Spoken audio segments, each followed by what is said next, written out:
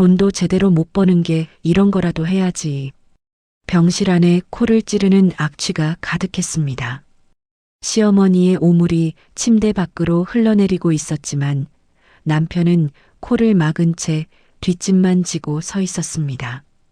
당신 엄마잖아. 같이 좀 해. 내가 비위가 약한 거 알잖아. 유난 떨지 말고 빨리 치워. 그 순간 지수의 머릿속에 일주일 전 잘려나간 신용카드 조각이 떠올랐습니다. 친정 엄마 병원비 5만 원이 아깝다며 고함을 치던 그 얼굴이 겹쳤습니다. 지수가 고무장갑을 천천히 벗어 바닥에 던졌습니다. 그리고 지갑에서 5만 원짜리 한 장을 꺼내 남편의 얼굴을 향해 날렸습니다. 이걸로 간병인 불러.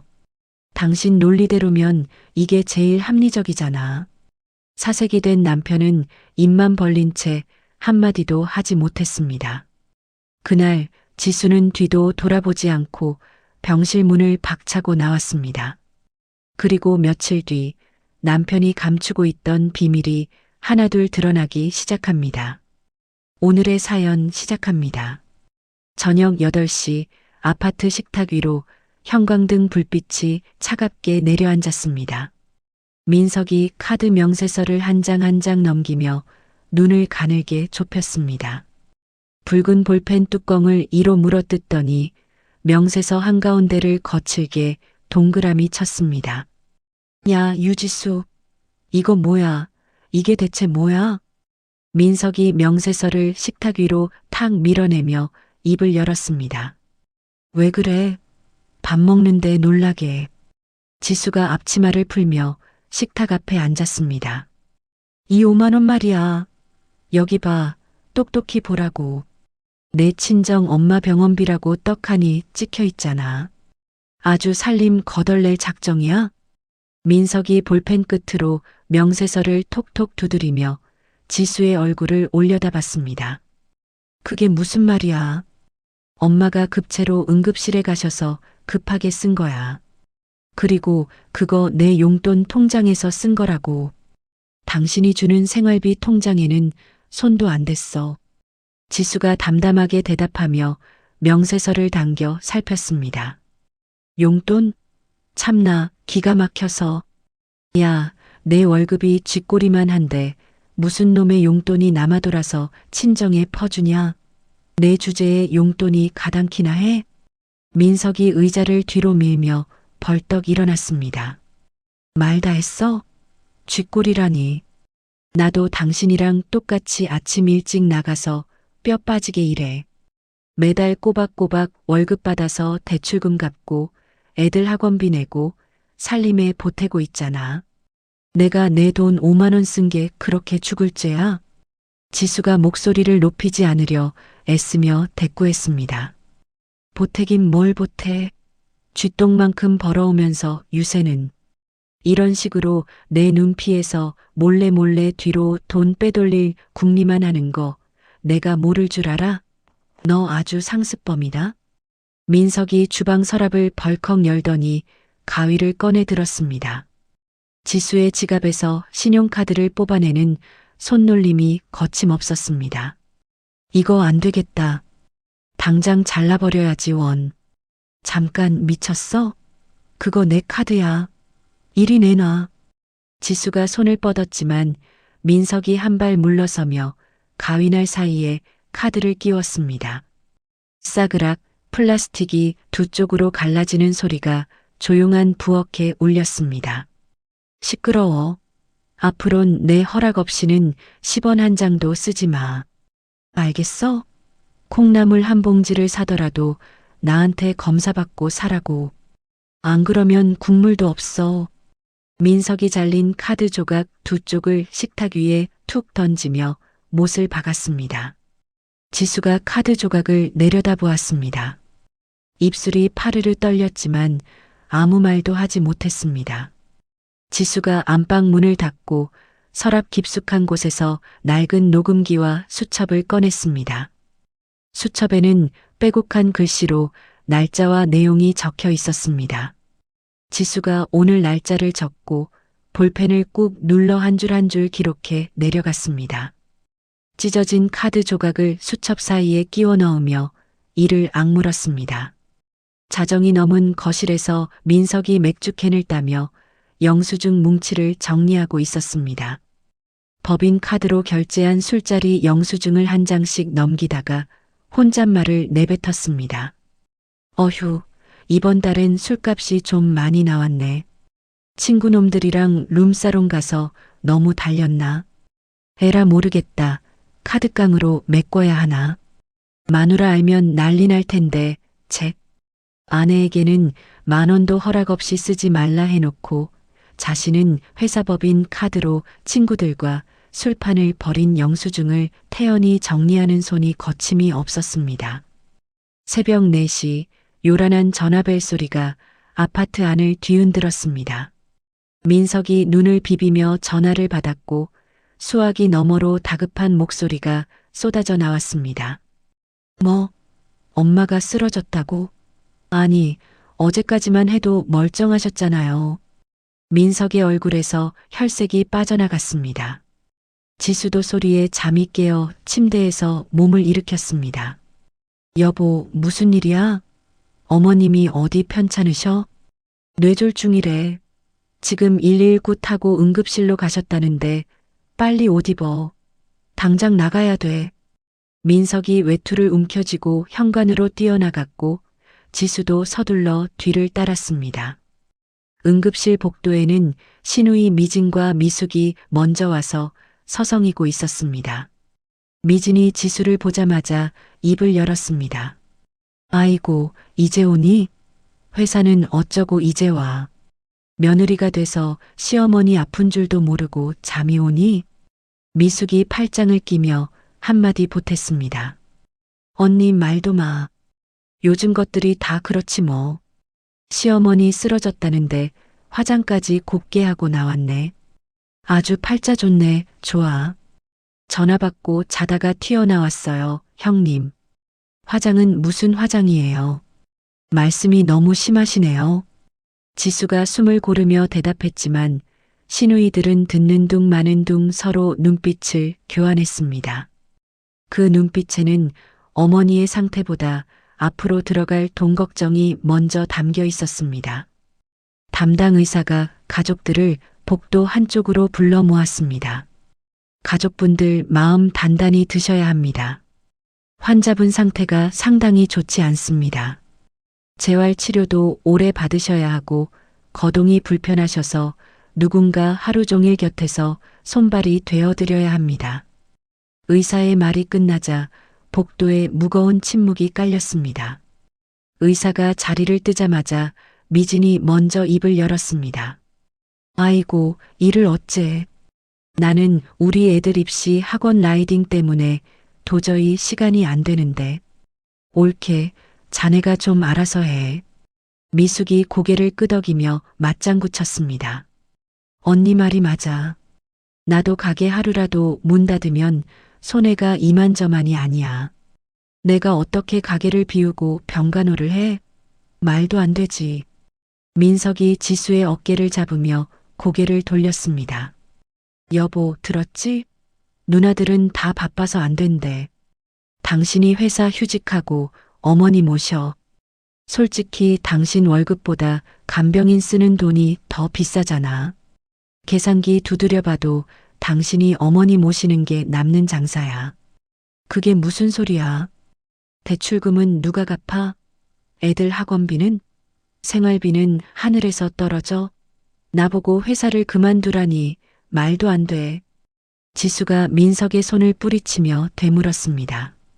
아니, 이 사람이 지금 시어머니가 쓰러져서 사경을 헤매는데 돈 타령만 하고 있어? 며느리가 돼서 시어머니 병수발 드는 게 그렇게 억울해? 아주 못돼 먹었네.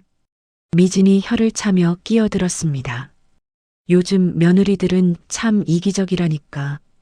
우리 때는 시어머니가 아프면 만사 제쳐두고 달려가서 똥오줌 다 받아냈어. 세상 참 좋아졌다. 좋아졌어. 미숙이 고개를 절레절레 흔들며 거들었습니다. 민석과 시누이들의 시선이 벽처럼 지수를 둘러쌌습니다. 그때 병실 안에서 간호사가 문을 열고 나왔습니다. 환자분이 깨셨어요. 보호자분 들어오세요. 지수가 먼저 병실로 들어섰습니다. 침대 위에 누운 말자가 힘없이 눈을 떴습니다. 지수가 다가가 조심스럽게 손을 잡으려 하자 말자가 오히려 지수의 손목을 꽉 움켜쥐었습니다. 놀라울 만큼 센 힘이었습니다. 말자가 입술을 달싹이며 지수를 똑바로 올려다봤습니다. 말은 하지 않았지만 그 눈빛이 또렷하게 말하고 있었습니다. 내가 나를 책임져라. 내 딸들은 바쁘고 귀한 몸이다. 천한 내가 내 똥오줌 다 받아내거라. 지수의 손목을 잡은 말자의 손가락이 파고들었고 지수는 그 자리에서 숨이 막혀왔습니다. 일주일 뒤 민석의 본가 거실에 온 가족이 둘러앉았습니다. 미진이 과일 접시를 식탁 가운데로 밀어놓고 미숙이 종이 한 장을 꺼내 지수 앞에 내밀었습니다. 이거 읽어봐. 가족끼리 합의한 내용이야. 지수가 종이를 집어들었습니다. 간병은 며느리 유지수가 전담한다. 비용 분담은 추후 협의. 라는 문장이 굵은 글씨로 적혀 있었습니다. 회사에 휴직계는 냈어? 민석이 소파에 등을 기대며 다리를 꼬았습니다. 아직 안 냈어. 나 혼자 다 맞는 건 무리야. 우리 친정 엄마도 편찮으셔서 양쪽을 동시에 챙길 수가 없다고. 지수가 종이를 내려놓으며 가족들을 둘러봤습니다. 출가 외인이 친정 타령은 왜 해? 미진이 포도알을 입에 넣으며 퉁명스럽게 내뱉었습니다. 우리 엄마는 내가 챙기고 내 엄마는 내 오빠한테 시켜. 그게 순서 아니야? 미숙이 미진의 말에 고개를 끄덕이며 보탰습니다. 지수의 손가락 끝이 하얗게 질릴 만큼 무릎 위 주먹을 쥐었습니다. 간병 안 하겠다는 거야? 그러면 나도 생각이 있어. 이번 달부터 생활비 안 줄 거야. 그래도 괜찮아? 민석이 몸을 앞으로 숙이며 지수의 눈을 들여다봤습니다. 그게 협박이야? 협박이 아니라 통보야. 계속 버티면 내 회사에 찾아가서 난리 칠 수도 있어. 내가 못할 것 같아? 민석이 검지로 식탁을 톡톡 두드리며 말했습니다. 지수가 입술을 깨물었지만 더 이상 말을 잇지 못했습니다. 미진과 미숙은 서로 눈짓을 주고받으며 입꼬리를 올렸습니다. 다음 날 오후 지수의 책상 위에서 휴대폰이 쉴 새 없이 울렸습니다. 시어머니 병실 번호가 찍힌 부재중 전화가 7통, 미진이 보낸 문자가 4통이었습니다. 지수가 전화기를 뒤집어 엎고 회의 자료를 정리하다가 핵심 수치를 빠뜨린 채 부장에게 보고서를 올렸습니다. 유 과장, 이거 3페이지 데이터가 통째로 빠져 있는데 집안일 때문에 회사 일까지 이 모양이면 인사고과에 넣을 수밖에 없어. 부장이 보고서를 지수의 책상 위에 탁 내려놓으며 돌아섰습니다. 지수가 고개를 숙인 채 보고서를 다시 집어들었고 손끝이 미세하게 떨렸습니다. 퇴근 후 병원에 들른 지수가 병실 문 앞에서 발을 멈췄습니다. 안에서 말자의 목소리가 흘러나오고 있었습니다. 우리 며느리가 돈 번다고 유세를 떨어서 시어미 밥도 안 챙겨줘요. 내가 이렇게 누워있는데도 얼굴을 안 비추더라고.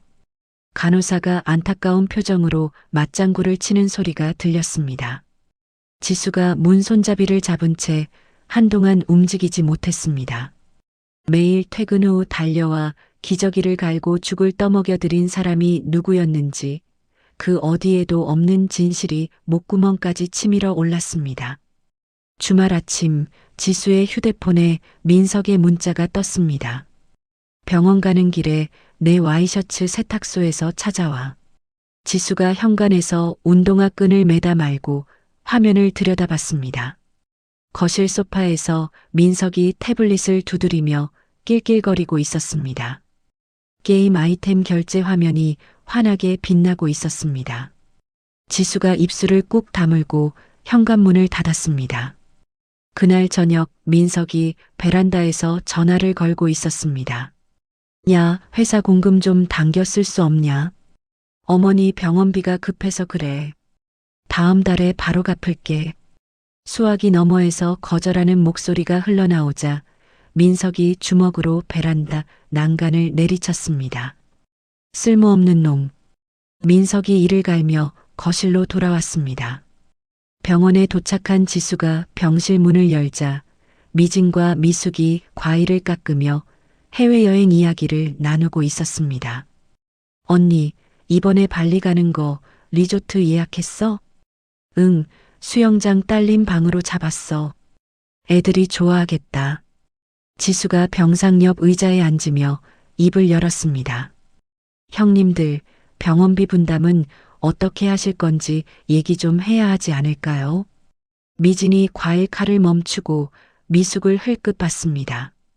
미숙이 사과 접시를 말자 쪽으로 밀며 화제를 돌렸습니다. 엄마, 사과 드세요. 제가 깎았어요. 최소한 간병비라도 형제들이 나눠서 내야 하는 거 아닙니까? 지수가 목소리를 조금 높였습니다. 민석이 벌떡 일어서더니 지수의 어깨를 거칠게 밀쳤습니다. 지수가 의자째 뒤로 밀려나며 비틀거렸습니다. 어디서 여자가 돈 타령이야. 내가 몸으로 때우면 될 일을. 민석의 고함이 병실 전체에 울려 퍼졌습니다. 같은 병실 환자들과 보호자들이 일제히 고개를 돌렸습니다. 미진과 미숙은 고개를 숙인 채 아무 말도 하지 않았습니다. 지수가 자리에서 일어나 병실 문을 열고 나갔습니다. 비상계단 구석에 쪼그려 앉은 지수가 지갑을 꺼냈습니다. 가득한 뒤쪽 깊숙한 곳에서 접힌 지폐 한 장을 조심스럽게 빼냈습니다. 친정 엄마 생신 때 드리려고 한 달 넘게 모아둔 5만 원짜리 한 장이었습니다. 지수가 구겨진 지폐를 두 손으로 펴며 엄지손가락으로 천천히 문질렀습니다. 계단통에 찬 공기가 지수의 젖은 볼을 스쳤습니다. 다음 날 점심시간이 막 지난 병실이었습니다. 창밖으로 햇살이 들어왔지만 병실 안 공기는 묵직하게 가라앉아 있었습니다. 침대에 누워있던 말자가 갑자기 이불을 움켜쥐며 얼굴을 일그러뜨렸습니다. 배가 아파. 말자의 신음이 채 끝나기도 전에 기저귀 밖으로 대소변이 쏟아져 나왔습니다. 순식간에 병실 전체에 코를 찌르는 냄새가 퍼졌습니다. 마침 면회를 와 있던 민석이 코를 틀어막으며 뒷걸음질 쳤습니다. 미진이 손수건으로 코와 입을 가리고 창가 쪽으로 물러섰습니다. 미숙은 아예 병실 문 쪽으로 몸을 돌리며 헛구역질을 했습니다. 야, 당장 치워. 냄새 때문에 못 있겠다. 민석이 지수에게 턱짓을 하며 소리쳤습니다. 같은 병실을 쓰는 옆 침대 보호자가 인상을 찌푸리며 쳐다보고 있었습니다. 지수가 침대 옆 서랍에서 고무장갑을 꺼내며 낮은 목소리로 말했습니다. 당신 엄마잖아. 같이 좀 해. 나 혼자는 힘들어. 내가 비위가 약한 거 알잖아. 왜 유난이야? 돈도 제대로 못 버는 게 이런 거라도 해야지. 민석이 한 발짝도 다가오지 않은 채 뒷짐을 지며 대꾸했습니다. 지수의 손이 멈췄습니다. 고무장갑을 반쯤 낀 채 고개를 들어 민석을 올려다봤습니다. 돈도 제대로 못 버는 게 이런 거라도 해야지. 그 말이 귓속에서 맴도는 순간 일주일 전 식탁 위에서 두 쪽으로 잘린 신용카드가 떠올랐습니다. 친정 엄마 응급실비 5만 원을 두고 쥐꼬리 월급이라 비웃던 그 얼굴이 겹쳐졌습니다. 지수의 눈에서 열기가 사라졌습니다. 차갑게 식은 눈동자로 민석을 똑바로 바라봤습니다. 지수가 고무장갑을 천천히 벗어 바닥에 떨어뜨렸습니다. 그리고 주머니에서 지갑을 꺼냈습니다. 가득한 뒤쪽에서 접힌 5만 원짜리 지폐 한 장을 빼냈습니다. 지수가 그 지폐를 민석의 얼굴을 향해 던졌습니다. 지폐가 민석의 뺨을 스치고 바닥에 힘없이 떨어졌습니다. 병실 안이 조용해졌습니다. 옆 침대 보호자도, 미진도, 미숙도 숨을 죽였습니다. 이걸로 간병인 불러. 5만 원이면 당신 엄마 기저귀 갈아줄 사람 넘치잖아. 당신 논리대로면 이게 제일 합리적이지. 지수가 한 글자 한 글자 또박또박 내뱉었습니다. 민석의 얼굴이 하얗게 질렸습니다. 입을 벌렸지만 어떤 말도 나오지 않았습니다. 지수가 시선을 미진과 미숙에게로 돌렸습니다. 딸들이 효도하세요. 저는 남이라고 하셨잖아요. 이만 가볼게요. 제 부모님 챙기러 가야 하니까. 미진이 사과를 쥔 손을 허공에 멈춘 채 입을 다물지 못했습니다. 미숙이 뭐라 말하려 했지만 지수는 이미 병실 문을 향해 걸어가고 있었습니다. 지수가 문을 박차고 나갔습니다. 복도의 발소리가 멀어져 갔습니다. 병실 밖으로 나온 지수가 복도 끝 창가에 서서 떨리는 손으로 휴대폰을 꺼냈습니다. 화면을 몇 번이고 잘못 눌렀습니다. 손가락 끝에 힘이 들어가지 않았습니다. 숨을 크게 들이쉬고 내쉰 뒤 그동안 수첩에 기록하고 녹음해둔 파일들을 하나하나 클라우드에 올렸습니다. 지수가 병원 정문을 나서며 택시에 손을 들었습니다. 택시 문을 열고 뒷좌석에 앉으며 입을 열었습니다. 서현동 비즈니스 호텔이요. 친정집이 아니었습니다. 회사 근처였습니다. 택시가 출발하자 지수가 안전벨트를 매며 창밖을 내다봤습니다. 눈물은 나지 않았습니다. 병실 안에서 민석이 바닥에 떨어진 5만 원짜리를 내려다보고 있었습니다. 오물이 묻은 이불 위에서 말자가 낑낑거리고 있었고 시누이들은 서로의 얼굴만 바라보며 한 발짝도 침대 쪽으로 다가가지 못했습니다. 저거 누가 치워? 미진이 한 걸음 물러서며 중얼거렸습니다. 민석이 5만 원짜리와 어머니를 번갈아 보며 제자리에서 발만 동동 굴렀습니다.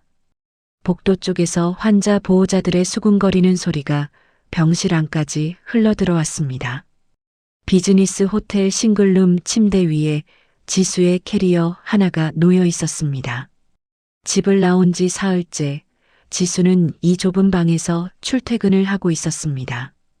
휴대폰 화면에 민석의 문자가 쌓여 있었습니다. 당장 집에 안 들어와?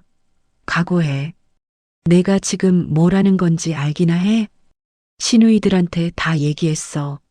너 동네방네 소문 날 줄 알아. 지수가 화면을 한번 훑고는 민석의 번호를 차단했습니다. 미진, 미숙의 번호도 차례로 눌러 차단 목록에 넣었습니다.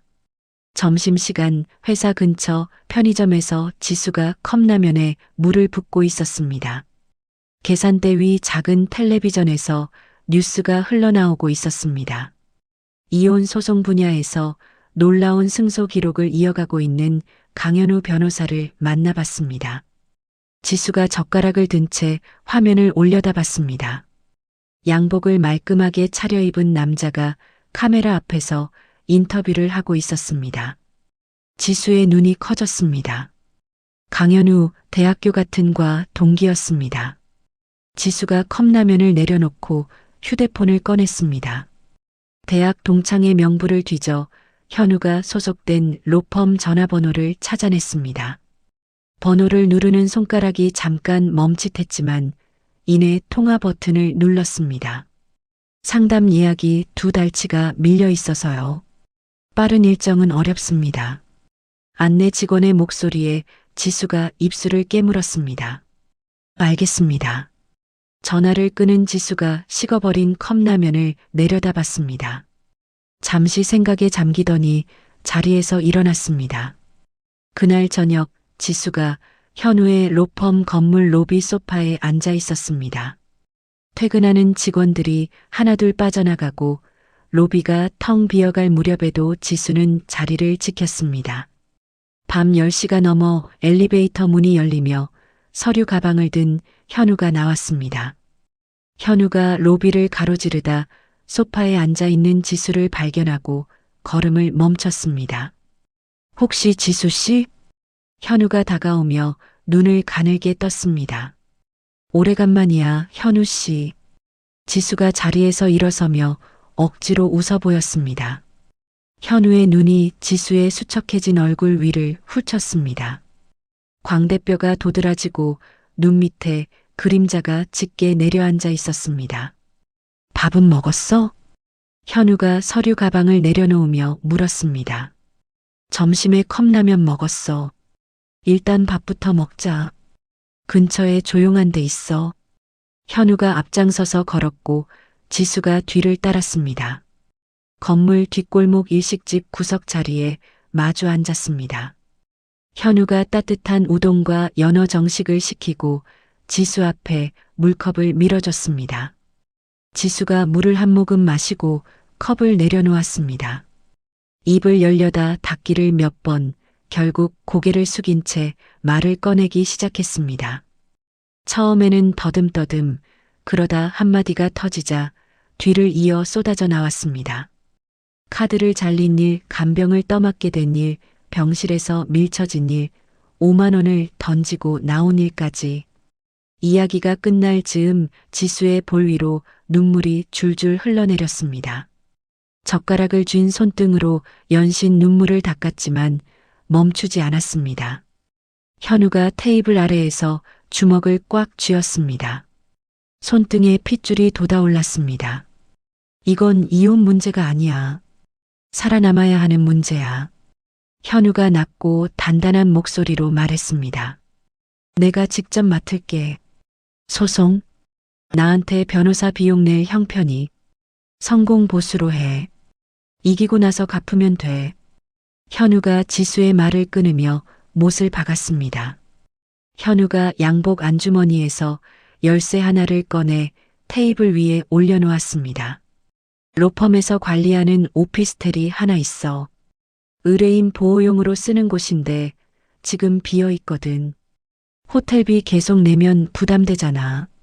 그건 너무 부담스러워. 지수가 손사래를 쳤습니다. 부담은 무슨. 이것도 나중에 성공 보수에 얹으면 되지. 현우가 열쇠를 지수 쪽으로 밀며 가볍게 웃어 보였습니다. 지수가 열쇠를 내려다보다 떨리는 손으로 집어들었습니다. 다음 날 아침 현우가 지수의 짐을 오피스텔로 옮기는 것을 도왔습니다.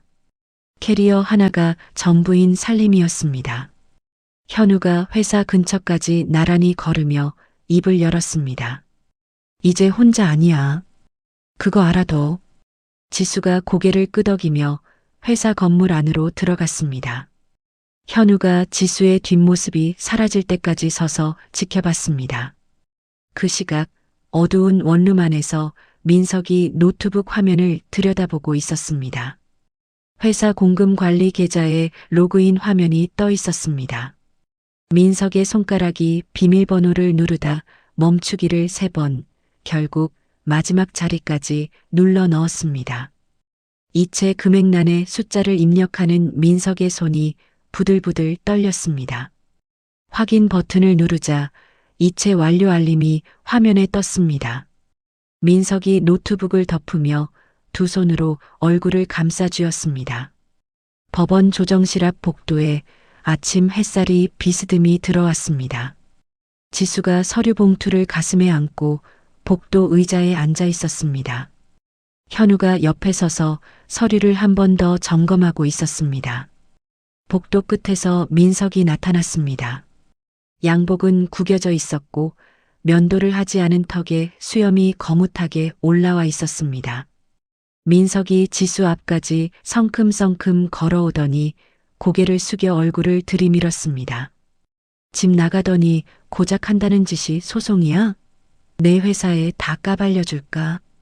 지수가 입을 열려는 순간 현우가 한 발짝 앞으로 나서며 민석을 내려다봤습니다.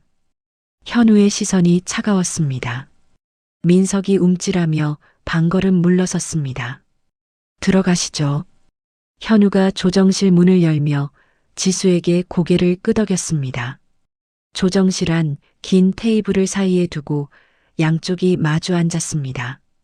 조정위원 3명이 정면에 자리하고 있었습니다. 민석이 의자에 앉자마자 테이블을 손바닥으로 치며 입을 열었습니다. 제 아내가 시어머니 간병을 거부하고 집을 나갔습니다. 가출한 쪽이 유책이니까 위자료는 제가 받아야 합니다. 민석의 목소리가 조정실 안에 울렸습니다.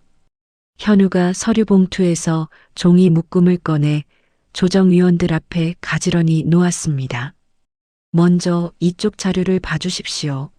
신청인이 결혼 생활 중 기록한 가계부 사본입니다. 날짜별로 어떤 지출이 있었고 상대방이 어떻게 경제적 통제를 했는지 빠짐없이 적혀 있습니다. 현우가 첫 번째 묶음을 펼쳐 보이며 말했습니다. 두 번째는 녹음 파일입니다. 현우가 작은 녹음기의 재생 버튼을 눌렀습니다. 내 월급이 쥐꼬리만 한데 친정 엄마 병원비 5만 원이 아깝지도 않냐? 민석의 목소리가 조정실 안에 또렷하게 울려 퍼졌습니다. 돈도 제대로 못 버는 게 이런 거라도 해야지. 조정위원들의 표정이 굳어졌습니다. 가운데 앉은 여성위원이 안경 너머로 민석을 바라봤습니다. 민석의 얼굴이 목까지 붉어지며 고개가 내려갔습니다. 세 번째입니다. 시누이들이 신청인에게 보낸 문자 내역입니다. 출가 외인이라는 표현, 친정 모욕, 간병 강요 내용이 수십 건입니다. 현우가 출력물을 한 장씩 넘기며 차분하게 설명했습니다. 민석이 고개를 들며 반격을 시도했습니다. 제 아내가 병실에서 저한테 돈을 던졌습니다. 5만 원짜리를 얼굴에 던진 건 폭력 아닙니까? 현우가 서류를 내려놓으며 민석을 바라봤습니다. 수년간 경제권을 빼앗기고 인격 모독을 당하고 강제로 간병까지 떠안은 사람이 더 이상 참지 못하고 보인 반응입니다. 5만 원 지폐 한 장으로 폭력을 주장하시겠다면 그 전에 이 녹음 파일 속 발언들부터 해명하시는 게 순서일 겁니다. 민석이 입술을 달싹였지만 말이 나오지 않았습니다. 현우가 마지막 서류를 꺼내 들었습니다. 추가로 한 가지 더 있습니다. 상대방이 최근 회사 공금에 손을 댄 정황입니다. 본인 계좌로 이체한 내역과 불법 도박 사이트에 접속한 기록까지 확보했습니다. 민석의 눈이 휘둥그레졌습니다. 의자 팔걸이를 움켜쥔 민석의 손마디가 하얗게 변했습니다. 그건 어머니 병원비 때문에. 병원비 명목이었다면 병원에 직접 납부하셨겠죠. 본인 개인 계좌로 이체한 이유를 설명해 주시기 바랍니다. 현우가 이체 내역서를 민석 앞으로 밀었습니다. 민석이 종이를 내려다보며 입을 열었다 닫았다를 반복했습니다. 조정위원들이 서로 눈짓을 교환한 뒤 가운데 위원이 입을 열었습니다. 상대방 측의 위자료 지급과 재산 나눔을 권고합니다. 이 조정안을 받아들이지 않으실 경우 추가 조치가 이어질 수 있다는 점도 말씀드립니다. 민석이 고개를 떨구며 아무 말도 하지 못했습니다. 조정실 문이 열리고 지수가 복도로 나왔습니다. 로비 유리창 너머로 맑은 하늘이 보였습니다. 지수가 걸음을 멈추고 고개를 들어 하늘을 올려다봤습니다. 가슴 가득 공기를 들이마시고 천천히 내뱉었습니다. 현우가 옆으로 다가와 손을 들어 올렸습니다. 완벽했어. 지수가 현우의 손바닥을 마주쳤습니다. 탁 하는 소리가 복도에 짧게 울렸습니다. 그날 오후 지수가 휴대폰으로 통장 내역을 확인했습니다. 위자료가 입금되어 있었습니다. 지수가 화면을 한참 들여다보다가 택시를 잡아탔습니다. 백화점 안마의자 매장 앞에서 지수가 가장 좋은 제품을 가리키며 직원에게 말했습니다. 이거 일시불로 할게요. 배송은 이 주소로 부탁드립니다. 지수가 친정집 주소를 적어 내밀며 입꼬리를 올렸습니다. 같은 시각 민석이 텅 빈 아파트 거실에 들어섰습니다. 신발장 위에 빛 독촉장 2통과 법원 등기가 나란히 놓여 있었습니다. 주머니 속 휴대폰이 울렸습니다. 회사 감사팀에서 온 호출 문자였습니다. 민석이 현관 바닥에 주저앉아 두 손으로 머리를 감싸쥐었습니다. 지수가 퇴근 준비를 하며 가방에 서류를 넣고 있었습니다. 책상 위 휴대폰이 울렸습니다. 화면에 친정 오빠 이름이 떠 있었습니다. 오빠 무슨 일이야? 지수야, 엄마가 쓰러지셨어. 회복되고 계시던 중에 갑자기 다른 데가 또 안 좋아지셨나 봐. 지금 큰 수술을 해야 한다는데. 오빠의 목소리가 떨리고 있었습니다. 지수가 가방 지퍼를 쥔 손을 멈추고 그 자리에 섰습니다. 수술비가 얼마나 나와? 많이 나와. 나도 지금 여기저기 알아보고 있는데 당장은. 오빠, 돈은 내가 낼게. 엄마 살리는 데만 신경 써. 지수가 전화를 끊고 가방을 어깨에 맸습니다. 위자료로 받은 돈의 상당 부분이 나가겠지만 손이 떨리지 않았습니다. 회사 로비로 내려온 지수가 정문을 향해 걸었습니다. 자동문 앞에 누군가 서 있었습니다. 구겨진 점퍼에 면도를 하지 않은 얼굴, 술 냄새가 코끝까지 닿았습니다. 민석이었습니다. 거기서 민석이 지수의 앞을 가로막으며 비틀거렸습니다.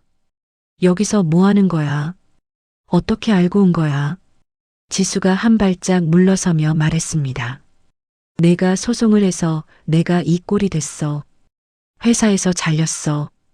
공금 건드린 거 다 걸렸고 퇴직금도 압류당했어. 이게 다 내 때문이야. 민석이 침을 튀기며 소리쳤습니다. 로비 안에 있던 직원들과 방문객들이 고개를 돌렸습니다. 당신이 저지른 일을 내 탓으로 돌리지 마. 지수가 민석의 눈을 똑바로 보며 대꾸했습니다. 돈 내놔. 내가 이렇게까지 됐는데 위자료 받아서 잘 먹고 잘 살겠다? 당장 내놔. 민석이 목소리를 높이며 지수에게 한 발짝 다가섰습니다. 로비 경비원이 자리에서 일어나 이쪽을 살폈습니다. 경비 아저씨, 경찰 좀 불러주세요. 지수가 경비 데스크를 향해 또렷한 목소리로 외쳤습니다. 민석의 눈이 뒤집혔습니다. 민석이 이를 악물고 지수의 멱살을 향해 손을 뻗었습니다. 그 순간 엘리베이터 쪽에서 빠른 발소리가 울렸습니다. 현우가 달려오더니 민석의 뻗은 팔을 낚아채 비틀었습니다. 민석이 균형을 잃고 로비 바닥에 엎어졌습니다. 접근 금지 명령 위반에 폭행 미수, 업무 방해까지. 감방 갈 준비나 해. 현우가 민석의 팔을 잡은 채 낮은 목소리로 말했습니다. 민석이 바닥에 엎드린 채 발버둥을 쳤지만 현우의 소나기에서 빠져나오지 못했습니다. 잠시 후 경찰 2명이 로비로 들어왔습니다. 현우가 민석을 경찰에게 넘기며 상황을 설명했습니다. 민석이 경찰에게 양팔을 잡힌 채 끌려나가며 뒤를 돌아봤습니다. 지수야, 이게 끝인 줄 알아? 두고 봐. 민석의 고함이 로비에 울렸지만 자동문이 닫히며 소리가 끊겼습니다. 경찰서로 끌려간 민석이 벽에 기댄 채 휴대폰을 꺼냈습니다. 미진의 번호를 눌렀습니다. 누나, 나야. 합의금 좀 마련해줘. 지금 경찰서에 있어. 뭐? 경찰서? 민석아, 우리도 엄마 간병비 때문에 죽을 지경이야. 돈이 어디 있어? 미진이 한숨을 내쉬며 대답했습니다. 누나, 제발.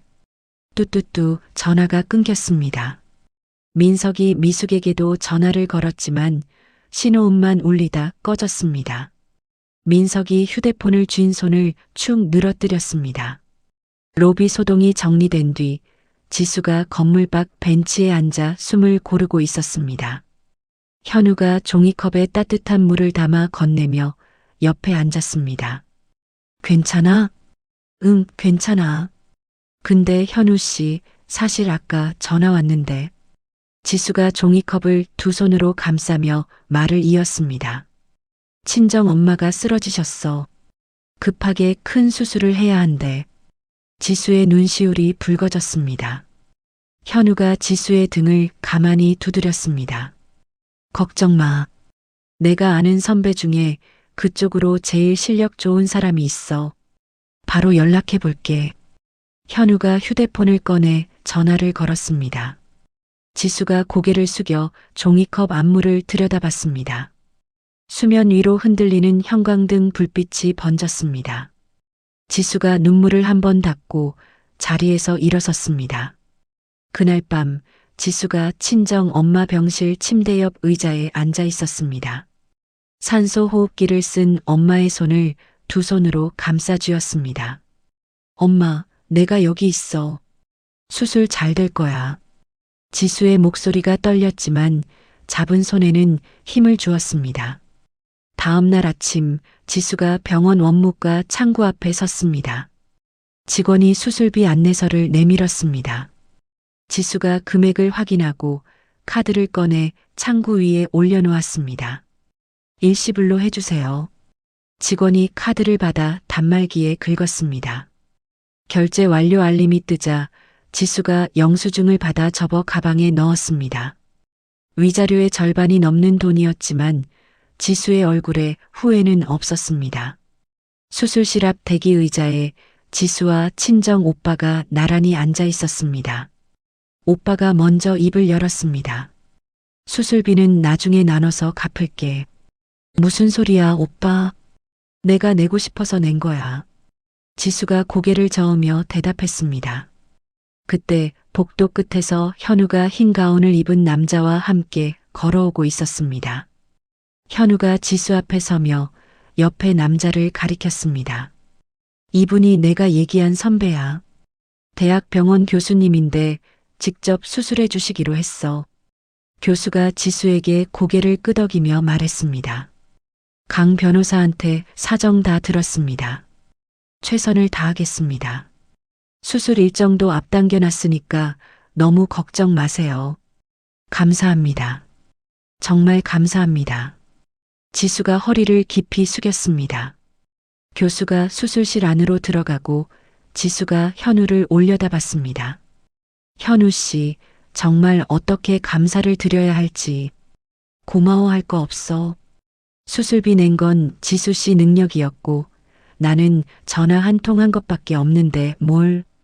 현우가 손사래를 치며 대기 의자에 앉았습니다. 지수도 옆에 앉아 수술실 문이 빨간 불을 올려다봤습니다.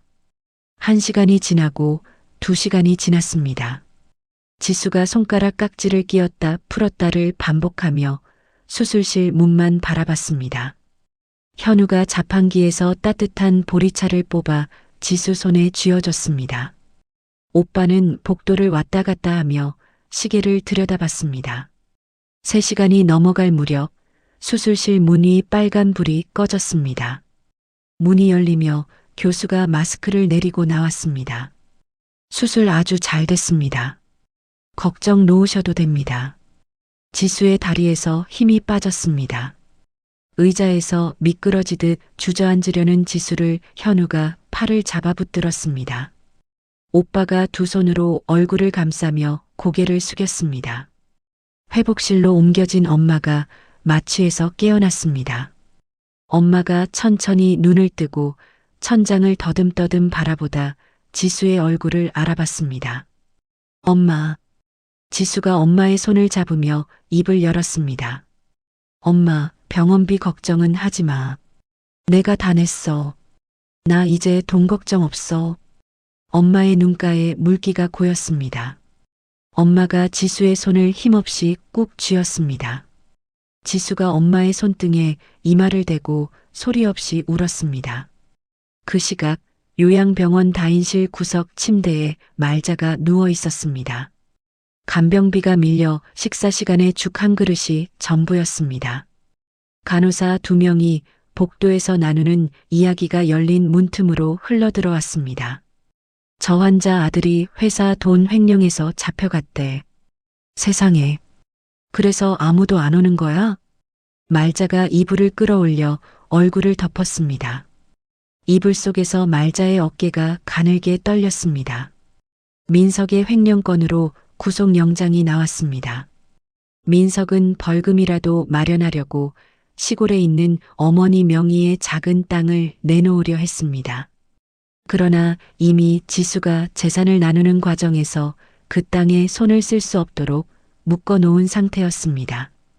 부동산 중개소에서 거래가 안 된다는 통보를 받은 민석이 유치장 안에서 벽을 두 주먹으로 내리쳤습니다. 오후 늦게 지수가 원무과에 다시 들러 엄마의 병실을 특실로 바꿔달라고 요청했습니다. 엄마를 특실 침대에 눕히고 이불을 턱까지 덮어드린 뒤 창문을 열었습니다. 바깥에서 불어오는 바람이 병실 안 소독약 냄새를 밀어냈습니다. 지수가 병원 정원으로 내려왔습니다. 현우가 벤치에 앉아 커피 두 잔을 들고 기다리고 있었습니다. 지수가 커피를 받아들며 현우 옆에 앉았습니다. 이제야 진짜 내 인생을 사는 것 같아. 지수가 커피를 한 모금 마시며 말했습니다. 충분히 그럴 자격 있어. 현우가 지수를 바라보며 대답했습니다. 현우의 눈가에 잔잔한 웃음이 번졌습니다. 지수가 그 시선을 마주하다 슬며시 고개를 돌리며 커피잔을 두 손으로 감싸 쥐었습니다. 귀끝이 살짝 붉어져 있었습니다. 1년 뒤 인천국제공항 출국장이 여행객들로 북적이고 있었습니다. 지수가 휠체어를 밀며 출국장 안으로 들어섰습니다. 휠체어에 앉은 친정 엄마가 공항 천장을 올려다보며 연신 고개를 두리번거렸습니다. 엄마, 여기 넓지? 비행기 타면 더 신기할 거야. 지수가 엄마의 어깨에 얇은 담요를 덮어드리며 말했습니다. 1년 전 병상에 누워있던 모습과는 달리 엄마의 볼에 혈색이 돌아와 있었습니다. 현우가 캐리어 두 개를 양손에 끌며 뒤따라왔습니다. 어머님, 면세점 구경하실래요? 시간 넉넉합니다. 아이고, 현우 씨가 짐도 다 들고 고생이 많네. 엄마가 현우를 올려다보며 환하게 웃었습니다. 면세점 쇼윈도 앞에서 지수가 걸음을 멈췄습니다. 진열대 위에 놓인 실크 스카프가 조명을 받아 반짝이고 있었습니다. 지수가 직원을 불러 스카프를 꺼내달라고 한 뒤 엄마의 목에 살짝 둘러봤습니다. 엄마, 이거 예쁘다. 이거 사줄게. 이런 비싼 걸 왜 사? 됐어, 됐어. 엄마가 손사래를 쳤습니다. 엄마, 이거 5만 원 아니야. 50만 원이야. 마음껏 써. 이제 그래도 돼. 지수가 웃으며 스카프를 엄마 목에 매만져 드렸습니다. 엄마가 스카프를 만지작거리며 눈시울을 붉혔습니다. 현우가 한 발짝 떨어져 서서 두 사람을 바라보며 조용히 미소를 지었습니다. 어머님, 비행기 안에서 기내식도 맛있는 거 많이 드세요. 오래 타야 하니까 배 든든하게 채우셔야 합니다. 현우가 휠체어 손잡이를 잡으며 말했습니다. 현우 씨, 우리 지수 잘 부탁해요. 진짜야. 엄마가 현우의 손을 잡으며 진지하게 말했습니다. 지수가 얼굴을 붉히며 엄마의 팔을 살짝 잡아당겼습니다. 엄마, 그런 얘기는 됐고 게이트 가자. 늦겠다. 세 사람이 출국 게이트를 향해 나란히 걸어갔습니다. 같은 시각 건설 현장 가건물 앞에서 민석이 안전모를 벗고 있었습니다. 시멘트 가루가 묻은 작업복에 얼굴은 검게 그을려 있었습니다. 일당을 받아 쥔 민석이 편의점에 들러 삼각김밥 하나와 소주 한 병을 샀습니다. 좁은 고시원 방 접이식 탁자 위에 삼각김밥 봉지를 뜯어놓고 소주를 따랐습니다. 전과 기록 때문에 이력서를 넣는 곳마다 거절당했고 남은 것은 하루짜리 막노동뿐이었습니다. 다음 날 민석이 요양병원을 찾아갔습니다. 병원비가 밀려 가장 열악한 다인실 구석 침대에 말자가 누워 있었습니다. 이불이 얇아 말자의 앙상한 팔이 드러나 있었습니다. 엄마. 민석이 침대 옆에 쪼그려 앉으며 불렀습니다. 말자가 고개를 돌려 민석을 올려다봤습니다. 말자의 손이 민석의 소매를 잡으려 올라왔지만 힘이 없어 이불 위로 도로 떨어졌습니다. 민석이 그 손을 두 손으로 감싸 쥐었습니다. 엄마, 미안해. 내가 잘못했어. 민석의 목소리가 갈라지며 어깨가 들썩였습니다. 조용히 좀 합시다. 여기 환자들 자고 있잖아요. 옆 침대 보호자가 눈살을 찌푸리며 타박했습니다. 민석이 소리를 죽이며 이를 악물었습니다. 말자가 아들의 손을 가만히 내려다봤지만 입술만 달싹일 뿐 아무 소리도 내지 못했습니다. 여행지 해변에서 지수와 현우가 나란히 걷고 있었습니다. 에메랄드빛 바다 위로 석양이 번지고 있었습니다. 엄마는 리조트 방에서 낮잠을 자고 있었습니다. 그때 그 5만 원을 안 던졌으면 지금의 나는 없었을 거야. 지수가 파도를 바라보며 말했습니다. 그 용기가 지수 씨를 구한 거야. 현우가 걸음을 멈추며 대답했습니다. 현우의 손이 지수의 손에 조심스럽게 닿았습니다. 지수가 그 손을 뿌리치지 않고 가만히 잡았습니다. 두 사람의 그림자가 모래 위에 나란히 길게 늘어졌습니다. 고시원 방 안 민석이 접이식 탁자에 엎드려 있었습니다. 빈 소주병이 탁자 위에 나뒹굴고 있었습니다. 휴대폰 화면에 지수의 여행 사진이 떠 있었습니다. 엄마와 현우 사이에서 환하게 웃고 있는 지수의 얼굴이었습니다. 민석이 화면을 꺼버리고 이마를 탁자에 박았습니다. 고시원 복도의 형광등이 깜빡거렸고 방 안은 어둠 속에 잠겨갔습니다. 지수가 던진 5만 원은 그냥 종이장이 아니었습니다. 수년간 참아온 모멸감, 찢어진 신용카드, 친정 엄마 병원비조차 아깝다며 고함치던 그 밤들이 모두 담긴 한 장이었습니다. 누군가는 말할지도 모릅니다. 고작 5만 원 하나로 뭐가 달라지냐고. 하지만 지수에게 그 5만 원은 더 이상 당하지 않겠다는 첫 번째 선언이었습니다. 가족이라는 이름 뒤에 숨어서 한 사람의 희생을 당연하게 여기는 일은 사랑이 아닙니다. 며느리니까, 아내니까, 여자니까 참아야 한다는 말은 헌신이 아니라 착취입니다. 민석은 아내의 5만 원에는 가위를 들이대면서 자기 유흥비에는 회사 돈까지 손을 댔습니다. 결국 남의 것을 당연하게 가져가던 사람은 자기 것마저 모두 잃었습니다. 지수가 특별한 사람이어서 이겨낸 것이 아닙니다. 날짜를 적고 녹음기를 켜고 증거를 모으고 도움을 청할 용기를 낸 것뿐입니다. 누구든 그 첫걸음을 내디디면 달라질 수 있습니다. 참는 것이 미덕이던 시대는 지났습니다. 부당한 대우 앞에서 목소리를 내는 것은 이기적인 일이 아니라 자기 인생을 지키는 일입니다. 이야기를 끝까지 들어주신 분이 계시다면 잘 들었다고 댓글 하나만 남겨주세요. 감사합니다.